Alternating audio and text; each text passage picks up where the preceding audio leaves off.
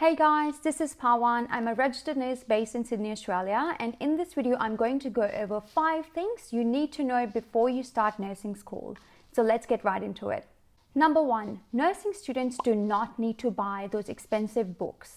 When I started my nursing degree, everyone was talking about what books they were going to buy. Students were placing orders through the university, spending hundreds of dollars on these books. But the truth is, you don't actually need to buy those books because the university you'll be studying at will have a library, and that library will be very well equipped with all the books you need during your degree. So you can go to the library and borrow those books anytime you need them. The fundamentals of nursing, anatomy and physiology, pharmacology, all the books you will need during your nursing degree, your library will have them. So do yourself a favor and save hundreds of dollars by just using the university resources that are there for you, the students, to use. But if you're one of the students who just can't do without buying a book, then my advice would be buy a second-hand one. Just make sure it's not dated. But all the students who graduate don't require those books anymore, so you can approach the students who graduated in the year before and ask if any of them are selling the books, and you can buy second-hand books, and they're actually cheaper as well. During my entire nursing degree, I did not spend a single dollar on buying any book. I used to use the library books, and if sometimes when you go to the library and the book you need is borrowed already, they will have a few copies of the book. It's not just one copy. And if all the copies are borrowed because there's an assignment due in 2 weeks, so everyone's borrowing the books, you can always approach your friends or classmates who have bought the books and ask them if you can borrow it for a day or so. Most of the people are really nice and they can let you borrow it for like a day or so, if not longer. So you can keep it for a few days, go through it, study what you need to, and use it for referencing as well, and then you can return it. And this worked really well for me, and I got through the degree just fine. And it's not just the books. I mean, some students were also spending a lot of, money on buying fancy stethoscopes and, fob watches and all that stuff. I'm not totally against it, but also you don't actually need to buy those things because all the healthcare facilities where you'll be working as nursing students or go for your placements will have a blood pressure cuff, will have a stethoscope for you to use, plenty of stethoscopes on the wards or whichever area you go in. Nursing is an expensive degree already, and our aim is to get through the degree without breaking the bank. So do yourself a favor and reconsider if you actually need to buy all those things.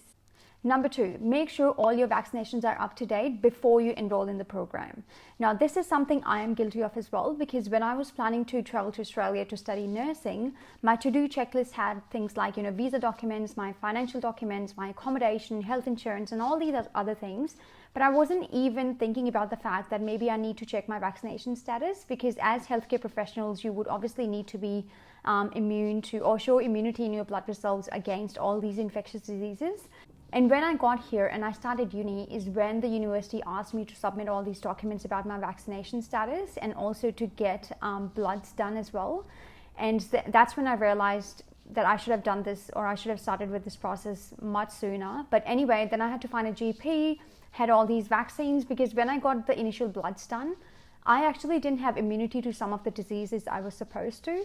So then I had to start my vaccination program here in Australia, which took, a few weeks to months, because certain vaccines have to be given 6 weeks apart or so. So that's why it took me such a long time to complete my vaccination program. Then I had to get another blood test done to make sure that I showed immunity to all those infectious diseases. And that's why it actually lingered on for such a long time. And it was quite stressful because I was thinking, I should have got it done before arriving to Australia. It would have been much easier and quicker.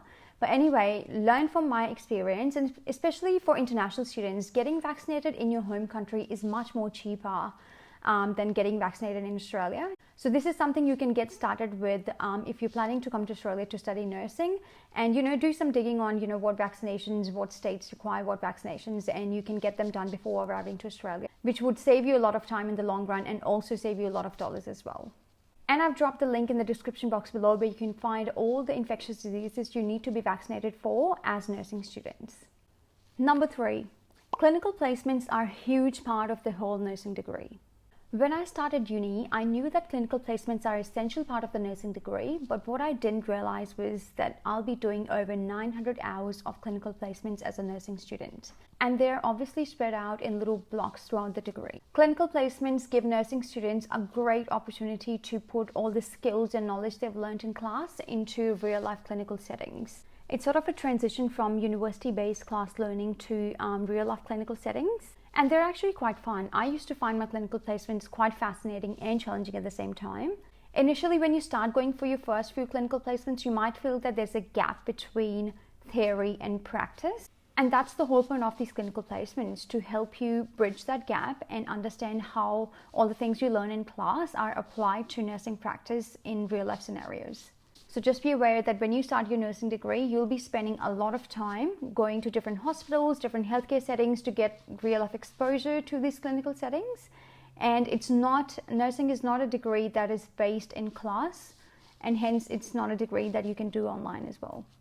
Number 4, have a study group and make genuine connections. There are countless benefits of having a study group in uni. Well, firstly, having a study group is such an enjoyable and positive experience. You're all in the same boat, working towards the same learning goals, and within the small group at uni, you can, compare your class notes, you can ask silly questions, because some of us are a bit shy to ask questions in class. So you can use this opportunity to ask questions within the small study group instead. And even though everyone is in the same boat and working towards the same learning goals, but everyone at uni struggles with different things. For example, when I was at uni, I used to be very good at anatomy and physiology, but I wasn't good at writing essays and referencing, right? Especially in the beginning, I was struggling a lot. But there were students at uni who were struggling with anatomy and physiology. Now, because I studied anatomy and physiology in year 11 and 12 in India before coming here, so that's why I was very familiar with the terminology. I was pretty good at it.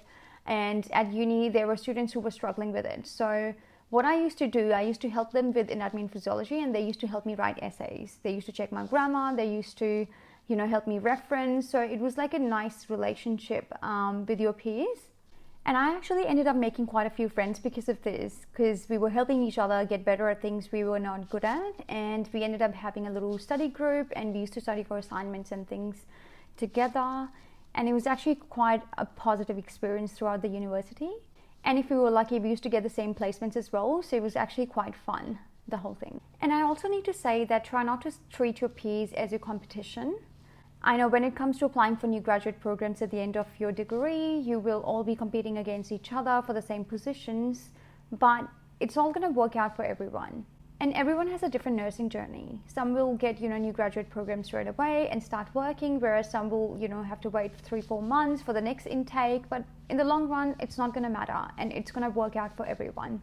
Number 5, student discounts. Now, this is something you definitely need to know and make use of. You practically get discounts for being a student in Australia. Discounted movie tickets, and some of the clothing brands in Australia also provide university students discounts as well. For example, I know Cotton On does, the Iconic, Bonds.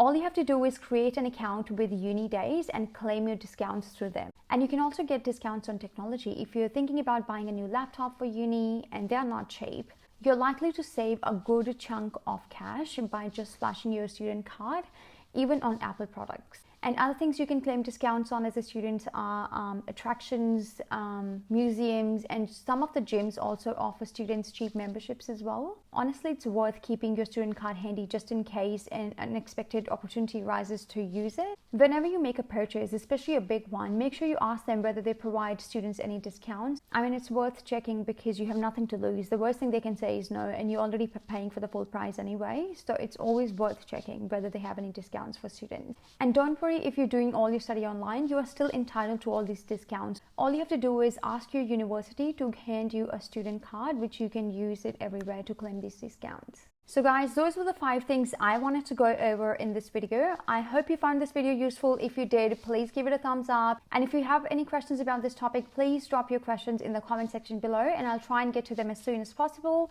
And I'll see you in the next video. Bye.